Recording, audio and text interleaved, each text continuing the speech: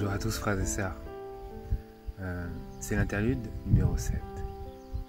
Aujourd'hui je voulais vous partager une chose que j'ai eu à cœur pendant de nombreuses semaines, je devrais même dire des années et des années, parce que toute l'expérience du chrétien, elle est fondée sur la foi que nous devons avoir et que nous sommes appelés à exercer en tant que croyants. Parce que si nous sommes croyants, alors il nous faut croire, non pas simplement avoir une opinion, mais avoir une foi qui est vivante et qui perce au-delà du voile, qui sait percer au-delà de l'ombre infernale du diable, comme c'est écrit dans l'esprit de prophétie à plusieurs reprises. Aujourd'hui, j'aimerais vous partager un verset, notamment celui qui se trouve dans le psaume 27 et verset 13. Je le lis comme ça se trouve dans la Bible Osterwald. Ah, si je n'avais cru que je verrais les biens de l'Éternel dans la terre des vivants. Si je n'avais cru, dit-il, si je n'avais cru, que se serait-il passé? Eh bien, la réponse à cette question se trouve dans la version de la Bible Martin où il est écrit « C'eût été fait de moi, si je n'avais cru que je verrais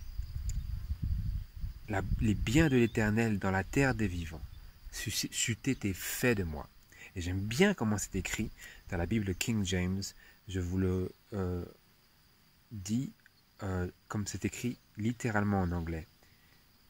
Il est écrit, toujours dans ce verset 13, « J'aurais défailli si je n'avais cru pour voir la bonté de l'Éternel dans la terre des vivants. » J'aurais quoi? Que me serait-il arrivé si je n'avais eu la foi, si je n'avais cru, si je n'avais percé au-delà de l'ombre des émotions, des impressions et des découragements? C'eût été fait de moi. J'aurais défailli. Ou, dans une autre traduction littérale, je me serais évanoui. Vous ne pouvez survivre sur cette terre en tant que croyant et disciple de Jésus si vous n'avez la foi. Le psalmiste nous dit « J'aurais défailli si je n'avais cru pour voir la bonté de l'Éternel dans la terre des vivants. » Vous voulez croire, vous voulez voir la bonté du Seigneur. Il faut croire. Il faut croire pour voir les choses qui viennent de Dieu et qui sont données de Dieu. Si vous n'avez pas la foi, vous ne verrez pas les dons de Dieu. Et ça nous amène vers les paroles de 2 Corinthiens chapitre 5 verset 7. 2 Corinthiens chapitre 5 verset 7.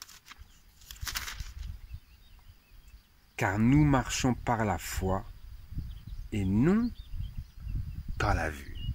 Par la foi, non par la vue, non par les sentiments, non par les impressions, non par les émotions, non par ces choses-là. Nous ne marchons pas comme cela, du moins nous ne sommes pas appelés à cela. L'apôtre Paul dit, le serviteur du Seigneur dit, car nous marchons par la foi. Et qu'est-ce que la foi? Nous le lisons dans Hébreux chapitre 11. Dans Hébreux 11, où il est écrit, verset 1, « Or la foi est une ferme attente des choses qu'on espère, une démonstration de celles qu'on ne voit point. » Et quelle chose espère-t-on? Quelle chose attend-on? Quelles choses sont ces choses en lesquelles et pour lesquelles nous pouvons avoir une ferme attente et pour lesquelles nous pouvons exercer la foi? Vous le lisez au verset 6. « Or, il est impossible de lui d'être agréable à Dieu sans la foi, car il faut que celui qui s'approche de Dieu croit que Dieu est et qu'il est le rémunérateur de ceux qui le cherchent. Voilà ce qu'est la foi. La foi, c'est savoir que Dieu est, non pas qu'il existe, savoir qu'il est. Se souvenir de ce qu'il disait à Moïse quand Moïse lui a demandé son nom. Voilà, je vais aux enfants d'Israël et ils me demanderont qui m'a envoyé et de la part de qui est-ce que je viens. Et Dieu lui a dit, je suis ce que je suis. Croire que Dieu est, c'est plus que croire que Dieu existe, c'est savoir qu'il est maintenant, qu'il est présent, qu'il est capable et qu'il est désireux de m'assister en toutes circonstances, à chaque moment, et ainsi je peux avoir la foi, si je le veux, et marcher dans la foi. La foi est une ferme attente des choses qu'on espère, une démonstration de celles qu'on ne voit point. Verset 2, car par elle, les anciens ont obtenu un bon témoignage. Pourquoi? Parce qu'ils avaient la foi.